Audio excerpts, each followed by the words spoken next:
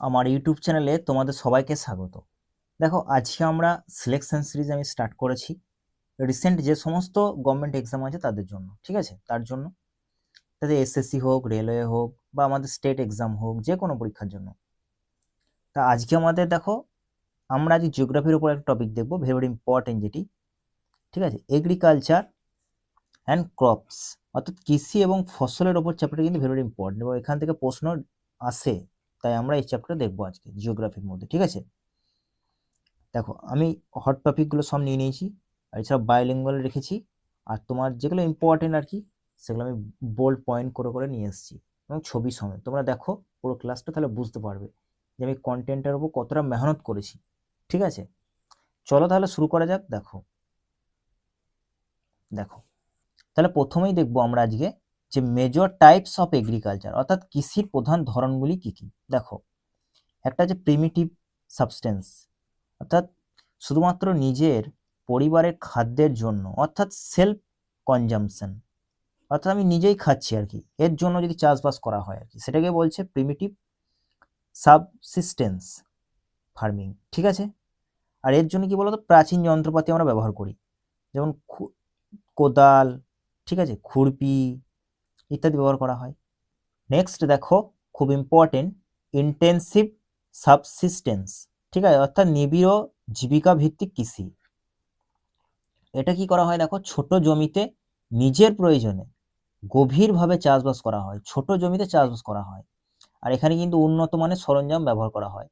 ঠিক আছে, আমার ধরো একটা ছোট জমি আছে, সেখানে আমি চাষবাস শুরু করলাম এবং উন্নত যন্ত্রপাতি ব্যবহার করে নিজের প্রয়োজনে করছি। প্রয়োজনে দেখো লেখা আছে প্রিমিটিভ সাবসিস্টেন্স। দেখো সাবসিস্টেন্স মানে দেখো বাংলা লেখা জীবিকা ভিত্তিক, এখানেও দেখো সাবসিস্টেন্স মানে জীবিকা ভিত্তিক, মানে এগুলো নিজের প্রয়োজনে করছি। ঠিক আছে, দেখো এখানে যখন চলে আসবো কমার্শিয়ালের মধ্যে যখন চলে আসছি, মানে বাণিজ্যিক ফার্মিং। এখানে কি বলতো, আমি কিন্তু আমার নিজের জন্য করছি না, বিক্রির জন্য করছি আমি। দেখো লেখাই আছে এখানে, মূল উদ্দেশ্য হলো বাজারে বিক্রি করা, অর্থাৎ সেলিং পারপাসেস, আমি বিক্রি করব ওই জন্য আমি করছি। যেমন পাট, তুলো, এগুলো ভেরি ভেরি ইম্পর্টেন্ট, মনে রাখবে। নেক্সট দেখো, প্ল্যান্টেশন ফার্মিং, অর্থাৎ বাগিচা কৃষি। বাগিচা কৃষি কি না, বিশাল ধরো একটা জমি আছে, সেখানে আমি একটা ফসলেরই চাষ করছি। দেখো বিশাল জমিতে একটি মাত্র ফসলের চাষ, single crop on large area যাকে বলে। ঠিক আছে, প্রথম এটা শুরু করেছিল কারা বলতো, ব্রিটিশরা, ডাচরা। ব্রিটিশরাই আমাদের দেশে ধরো ইন্ডিয়াতে শুরু করেছিল চা চাষ। যেমন দেখো চা, কফি, দেখো লেখা আছে যেমন চা, কফি, এগুলো রাবার, ভেরি ভেরি ইম্পর্টেন্ট। ঠিক আছে, এগুলো বলা হয় প্ল্যান্টেশন ফার্মিং। নেক্সট দেখো, দেখো এগুলো জানতে হবে যে কি। দেখো mix farming, very very important, এখান থেকে প্রশ্ন পড়ে। মিক্স ফার্মিং অর্থাৎ মিশ্র কৃষি কি না, মিশ্র কৃষি দেখো কৃষিকাজ তো হচ্ছে, তার সঙ্গে সঙ্গে ধরো আমি গবাদি পশু পালনও করছি, ফার্মিং করছি, মুরগি ফার্মিং যেগুলো হয়, পোলট্রি ফার্মিং আর কি, এগুলো এগুলো হচ্ছে মিক্স ফার্মিং এ, মানে আয়ের একাধিক পথ তৈরি করা। ঠিক আছে, আর দেখো ট্র্যাক ফার্মিংটাও পরে পরীক্ষার জন্য ইম্পর্টেন্ট, এটাও দেখে নাও। প্রধানত শাকসবজি রিলেটেড হয়, ভেজিটেবলস যে চাষবাস, সেটাকে ট্র্যাক ফার্মিং বলে, যাতে আমরা সহজেই বাজারে পৌঁছতে পারি। ফসলটা ধরো তো নষ্ট হয়ে যাবে বাজারে না পৌঁছতে পারলে, সেজন্য ট্র্যাক ফার্মিং বলা হয়, সহজে যাতে পৌঁছতে পারে, এই জন্য ট্র্যাক ফার্মিং বলা হয়। তাহলে সবজি চাষটা মনে রাখবো ট্র্যাক ফার্মিং এর সঙ্গে যুক্ত। দেখো শস্য বিন্যাসের গুলো আমরা দেখে নিই, চলো কিভাবে দেখো শস্য বিন্যাস করা হয়। দেখো ক্রপ প্যাটার্ন গুলো আর কি, ঠিক আছে, ইংলিশে বলে। দেখো মিক্সড ক্রপিং, মিক্সড ক্রপিং মানে দেখো কোনো নির্দিষ্ট আর কি বিন্যাস নেই, কিছু আমি বীজ নিলাম, ছড়িয়ে দিলাম, ধরো অনেকগুলো বীজ একসাথে মিক্স করে ছড়িয়ে দিলাম, যেখানে পড়লো পড়লো। দেখো ছবিটা দেখে বুঝতে পারছো তোমরা, হ্যাঁ দেখো হলুদ সবুজ যেখানে পড়েছে পড়েছে, উল্টো পাল্টে ছড়িয়ে ছিটিয়ে পড়ে গেছে, এটাকে বলে মিক্স ক্রপিং। ঠিক আছে, দেখো কোনো নির্দিষ্ট বিন্যাস নেই, নো ফিক্স প্যাটার্ন, আর বিভিন্ন বীজ একসাথে মিশিয়ে এখানে ছড়িয়ে দেওয়া হয় এটাকেই। ঠিক আছে, আর দেখো আন্তর্জাত ফসলটা কি, দেখো ভেরি ভেরি ইম্পর্টেন্ট, ইন্টারক্রপিং, এই টার্মগুলো মনে রাখবে, এখান থেকে প্রশ্ন পড়ে। এখানে একটা ফিক্স প্যাটার্ন আছে, দেখো তুমি দেখো পুরো সবুজ যেটা দেখো এটা, তারপর দেখো পুরোটাই হলুদ, দেখো দেখো হলুদ, তারপর দেখো সবুজ। ঠিক আছে, এটা দেখো ফিক্সড একটা প্যাটার্ন। ঠিক আছে, দুই বা তার বেশি ফসল একসাথে নিয়ম মেনে বোনা হয়, দুই বা তার বেশি ফসল এইভাবে বোনা হয় এক নিয়ম মেনে আর কি। আর অল্টারনেট বা বিকল্প ফসল কি, দেখো এখানে দেখো কিছু করেছে, ফসল চাষ করেছে, এখানে হয়তো অন্য কিছু করেছে, আবার এখানে অন্য কিছু করছো, আবার এখানে দেখো ফসল চাষ। ঠিক আছে, অল্টারনেটিং রো বলে। তা একটি সারিতে একটি ফসল, ঠিক পরের সারিতে অন্য ফসল, ক্রপ 1 ক্রপ 2 ক্রপ 1 ক্রপ 2 এইভাবে চলতে থাকে। এখানে ধরো কিছু লাগিয়ে দিয়েছো, গম লাগিয়ে দিয়েছো, এখানে ধরো লাগিয়ে দিয়েছো কোনো সবজি লাগিয়ে দিয়েছো, এইভাবে আবার ধরো এখানে গম লাগিয়েছো, এখানে হয়তো কোনো সবজি লাগিয়েছো, এইভাবে আর কি চলতে থাকে। বিকল্প ফসল বলা হয়, একটা নষ্ট হয়ে গেল আর একটা কিন্তু থেকে যাবে। তো ভেরি ভেরি ইম্পর্টেন্ট, মনে রাখবে টার্মগুলো, আর কিচ্ছু মনে রাখার দরকার নেই। পরীক্ষায় প্রশ্ন বেশিরভাগ ইম্পর্টেন্ট তোমাদের এই শিফটিং কাল্টিভেশন থেকে, যে বিভিন্ন জায়গায় বিভিন্ন নামে পরিচিত, ওই জায়গা থেকে বেশিরভাগ প্রশ্ন পড়ে। তাই এই চ্যাপ্টারটা এইখানটা ভালো করে দেখো। দেখো এই শিফটিং কাল্টিভেশনের ট্রাইবরা করে থাকে, অর্থাৎ উপজাতি ধারা থাকে, উপজাতিরা তারা করে থাকে। এটা কিন্তু দেখো কি করা হয়, গাছ, তোমরা আশা করি জানো, গাছ কেটে পুড়িয়ে সেটাকে জমিটাকে পরিষ্কার করা হয় এবং ছায়ের মাধ্যমে মাটির সাময়িক উর্বরতা বৃদ্ধি করা হয়। ঠিক আছে। আর দেখো এটা অনেকটা ক্ষতিকর, কারণ পরিবেশের প্রভাব পড়ে, পরিবেশের জন্য অত্যন্তই ক্ষতিকর, বন জঙ্গল ধ্বংস হয়ে যায়, এটা অন্যতম প্রধান কারণ এর। দেখছো তোমরা ছবিটা দেখে বুঝতে পারছো বন জঙ্গল ধ্বংস হয়ে আছে। এটা খুব একটা ভালো নয় এই চাষবাসটা। তাই দেখো এটা বিভিন্ন জায়গায় বিভিন্ন নাম আছে, very important. Global name of shifting cultivation, এখান থেকে প্রশ্ন পড়বেই পড়বে, আর প্রত্যেক পরীক্ষায় পড়ে। তাই ভালো করে দেখো, এটা নামগুলো মনে রাখতে হবে। লোকাল নাম, ব্রাজিলে কি বলা হয়, রোকা। ভেনেজুয়েলা কুনোকো। ঠিক আছে। শ্রীলঙ্কার লোক বেশি ছানা খাইবে, মনে রাখতে পারো ছানা, এখানে দিয়ে দিচ্ছি দেখো, ছানা থেকে মনে রাখতে পারো শ্রীলঙ্কার লোক ছানা খায়। ব্রাজিলে গেলে তোমাকে আটকে দেবে, রোকো। ঠিক আছে। ভেনেজুয়েলাতে কোনোকো। ঠিক আছে। Mexico, M for Mexico, M for মিল্পা। ইন্দোনেশিয়া লাদাং, ইন্দো আর পাকের মধ্যে লড়াই চলতে থাকে, লাদাং এভাবে মনে রাখতে পারো। আর ভিয়েতনামে একটা ছেলে থাকে যার নাম রে, রে নামে ছেলে থাকে, তো ভিয়েতনাম হচ্ছে রে। ভেরি ভেরি ইম্পর্টেন্ট, এটা মনে রাখবে। নেক্সট দেখো, এবার দেখো শুধু ওয়ার্ল্ডে নয়, আমাদের ইন্ডিয়ার মধ্যেও বিভিন্ন জায়গায় বিভিন্ন নাম আছে, তো সেগুলো দেখিনি। উড়িষ্যায় কি নাম আছে, তারপর তোমার ওয়েস্টার্ন ঘাট উড়িষ্যা, নর্থ ইস্টে কি নাম, সেগুলো আমরা দেখিনি। চলো একবার দেখো।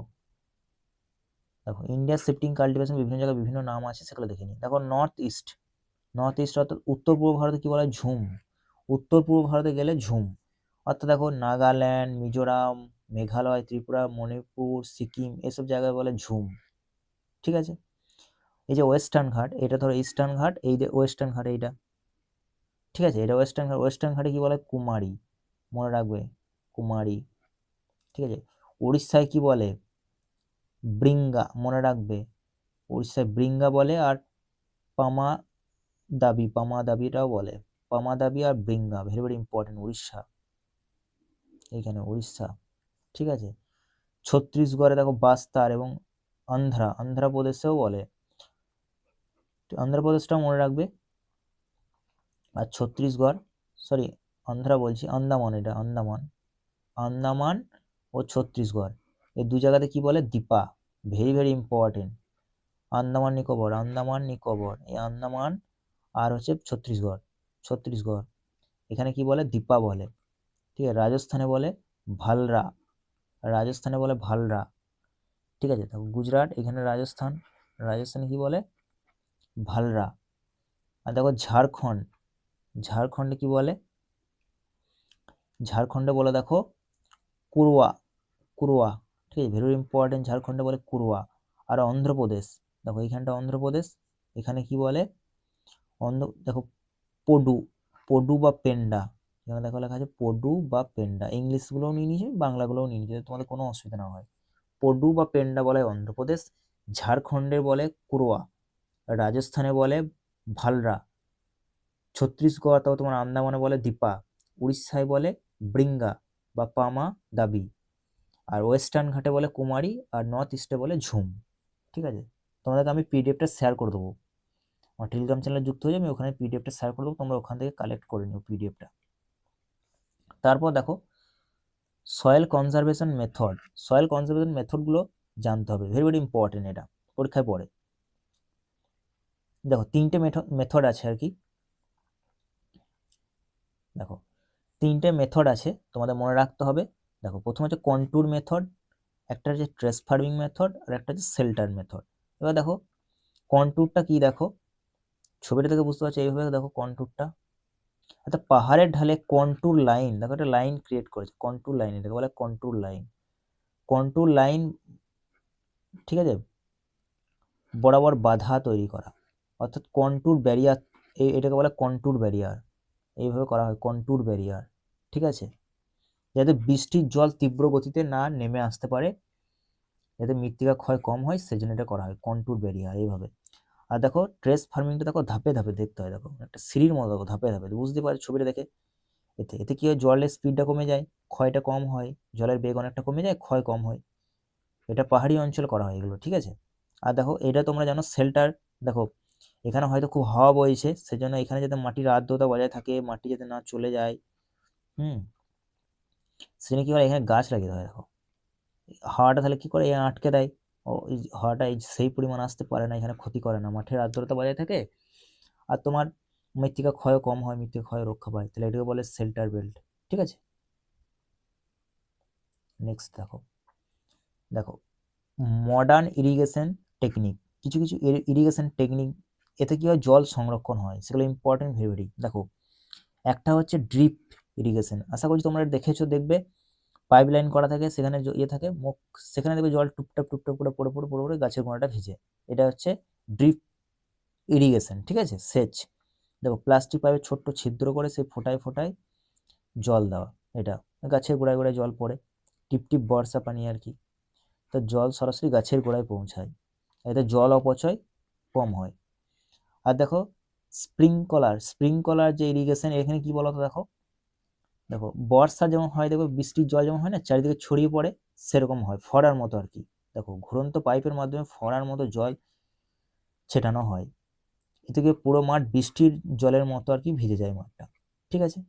মনে রাখবে, ভেরি ভেরি ইম্পর্টেন্ট, এগুলো এগুলো পরীক্ষায় প্রশ্ন পড়ে। এবার দেখো আমাদের তিনটি মেন যে ভারতের মৌসুমী ফসল রয়েছে, এখান থেকে প্রশ্ন পড়ে, তোমরা যদি লক্ষ্য করবে দেখো পড়ে।